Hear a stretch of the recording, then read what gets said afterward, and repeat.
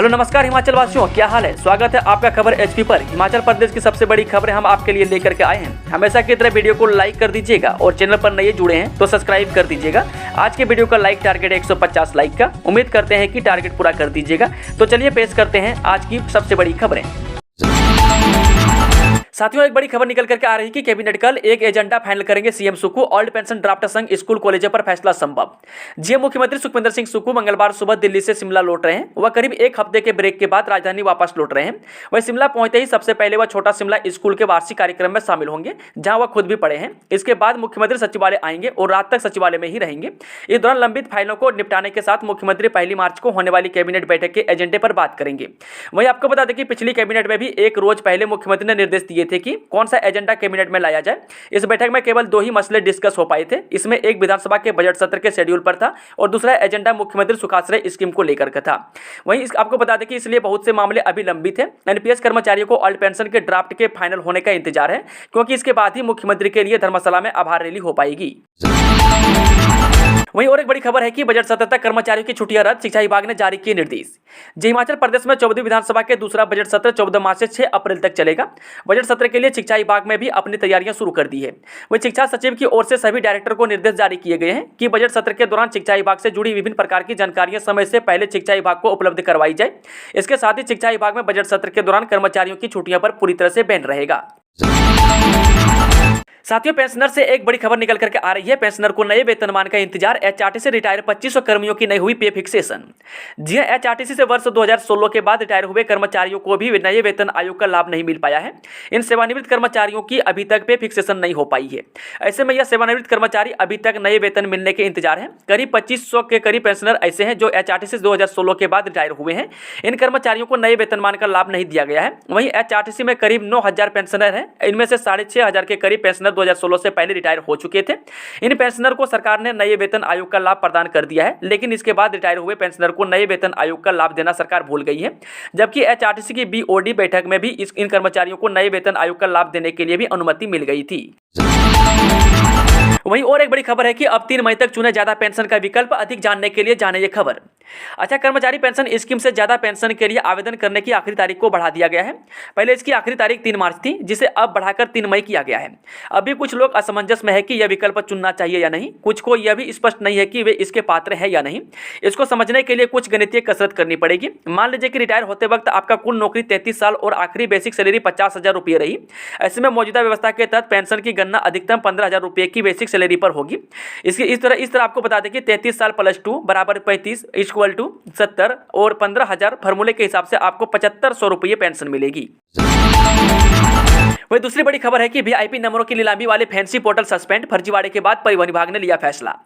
अच्छा, परिवहन विभाग के फैंसी पोर्टल पर वीआईपी नंबर HP 9999 की नीलामी में लगी फर्जी बोलियों के बाद परिवहन विभाग ने पोर्टल सस्पेंड कर दिया है। आगामी आदेशों तक कोई भी फैंसी पोर्टल पर वीआईपी नंबर नहीं खरीद सकता है। उधर परिवहन विभाग ने NIC को पोर्टल में सुधार करने और सॉफ्टवेयर अपडेट करने को कहा है। वहीं परिवहन विभाग के अधिकारियों का कहना है कि इस HP 9999 में हुए फर्जीवाड़े के दौरान अब फैंसी पोर्टल पर बोली लगाने के लिए नई व्यवस्था तैयार की जाएगी। वहीं नई व्यवस्था में वीआईपी नंबर की बोली लगाने के लिए रिजर्व प्राइस की 30% राशि बिडिंग में भाग लेने से पहले ही जमा करवानी होगी। अगर सबसे ज्यादा बोलीदाता बोली लगाने के बाद नंबर को नहीं खरीदता है तो उसकी 30% राशि जब्त हो जाएगी और नंबर दोबारा से पब्लिक डोमेन में चला जाएगा। वहीं और एक बड़ी खबर है कि रामपुर के खल्टी में भीषण अग्निकांड। जिंदा जली बुजुर्ग महिला, 8 मवेशियों की भी मौत। जी दोस्तों, दुख भरी खबर है कि सराहन क्षेत्र के खल्टी गांव में सोमवार रात एक मकान में भीषण आग लग गई, जिसमें झुलसने से एक महिला की मौत हो गई है और वहीं 3 गाय और 5 भेड़ जिंदा जल गई है। वहीं पुलिस ने शव को कब्जे में लेकर जांच शुरू कर दी है। हिमाचल सरकार की नीतियों पर छत्तीसगढ़ में बजी तालियां। सुखाश्रय OPS EB पॉलिसी को मिली तारीफ। अच्छा, हिमाचल सरकार की 3 बड़ी नीतियों को चर्चा कांग्रेसी कुनबे में हो रही है। रायपुर में कांग्रेस के महाधिवेशन में मुख्यमंत्री के फैसलों ने खूब तालियां बटोरी। उनकी सुखाश्रय इलेक्ट्रिक वाहन योजना और OPS बहाली करने के फैसले को कांग्रेस हाईकमान ने खूब सराहा है। वहीं छत्तीसगढ़ के रायपुर में आयोजित भारतीय राष्ट्रीय कांग्रेस के 50वें महाधिवेशन में प्रदेश की कांग्रेस सरकार की विभिन्न जन कल्याणकारी नीतियों को और कार्यक्रमों की खूब चर्चा हो रही है। वहीं और एक बड़ी खबर है कि 3 साल में तैयार होगा बल्क ड्रग पार्क। उद्योग मंत्री बोले पार्क के लिए बनाया जाएगा नेशनल हाईवे। अच्छा, प्रदेश के ऊना जिले में बनने वाले बल्क ड्रग फार्मा पार्क के 3 साल में तैयार किया जाएगा। उद्योग मंत्री हर्षवर्धन चौहान ने कहा कि बल्क ड्रग्स फार्मा पार्क के लिए 120 मेगावाट बिजली की मांग पंजाब से पूरी की जाएगी। वहीं ऊना में बिजली की शॉर्टेज को देखते हुए प्रदेश सरकार ने इससे पंजाब के साथ मिलकर पूरा करने की योजना बनाई है। वहीं बल्क ड्रग्स फार्मा पार्क के लिए पानी की जरूरत को BBMB के साथ मिलकर पूरा किया जाएगा। वहीं उद्योग मंत्री हर्षवर्धन चौहान ने कहा कि बल्क ड्रग पार्क के लिए नेशनल हाईवे तैयार होगा। बल्क ड्रग्स फार्मा पार्क में काम तेजी से लाने के लिए सोमवार को उद्योग मंत्री हर्षवर्धन चौहान की अध्यक्षता में प्रदेश सचिवालय में उच्च स्तरीय बैठक भी हुई। 8 NH में से 1 को मंजूरी, 7 प्रोजेक्ट्स की फॉरेस्ट क्लियरेंस को करना होगा इंतजार। जी, हिमाचल में नेशनल हाईवे के 8 में से 1 प्रोजेक्ट को ही फॉरेस्ट क्लियरेंस मिल पाई है, जबकि 7 अन्य को अगली मीटिंग तक होल्ड पर रखा गया है।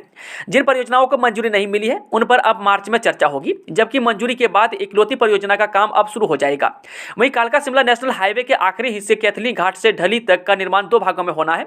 इनमें पहले भाग कैथली घाट से सकराल तक फॉरेस्ट क्लियरेंस की प्रक्रिया पूरी हो गई है। वहीं और एक बड़ी खबर है कि खेलते खेलते गले में पर्दा फंसने से मासूम की मौत। तीसा के लेहडूही में दम घुटने से पेश आया दर्दनाक हादसा। तीसा उपमंडल के लेहडूही गांव में खेलते खेलते दरवाजे का पर्दा गले में फंसने के कारण दम घुटने से 11 वर्षीय लड़के की मौत हो गई। मृतक की पहचान लेखराज पुत्र रमेश कुमार वासी गांव लेहडूही कोहाल के तौर पर की गई है। वहीं आपको बता दें कि पुलिस ने सोमवार को मृतक के शव का मेडिकल कॉलेज चंबा में पोस्टमार्टम करवाने के उपरांत परिजनों को सौंप दिया है। दोस्तों, इसके आगे की खबरों सुनिए हमारे नया संवाददाता के साथ। फिर दुनिया के सबसे अमीर शख्सियत बने एलन मस्क, टॉप 10 में मुकेश अंबानी भी, अडानी गायब।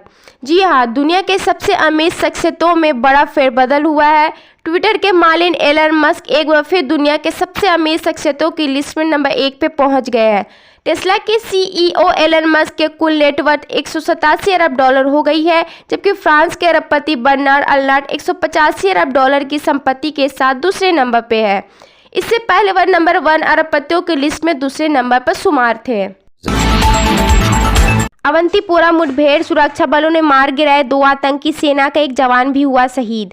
जी हां, जम्मू कश्मीर में अवंतीपोरा के पदगामपोरा में सोमवार की रात आतंकवादियों के साथ मुठभेड़ में सेना का एक जवान शहीद हो गया। इस मुठभेड़ में सुरक्षा बलों ने 2 आतंकियों को भी मार गिराने में सफलता पाई है।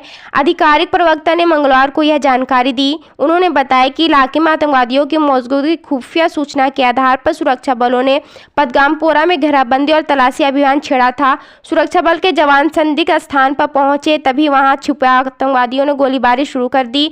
जवाबी कार्रवाई में सुरक्षा बलों ने भी गोलियां चलाई। दोनों पक्षों के बीच रात भर चली मुठभेड़ में 2 आतंकी मारे गए। एक मृत आतंकी की पहचान पुलवामा निवासी अकीब मुश्ताक भट्ट के रूप में की गई, जो द रेसिस्टेंस फ्रंट से जुड़ा था और ए श्रेणी का आतंकवादी था।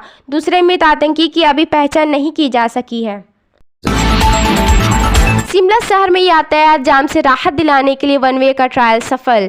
जी हां, राजधानी शिमला में रोजाना लगने वाले यातायात जाम से लोगों को राहत दिलाने के लिए शिमला पुलिस ने नया प्रयोग किया है।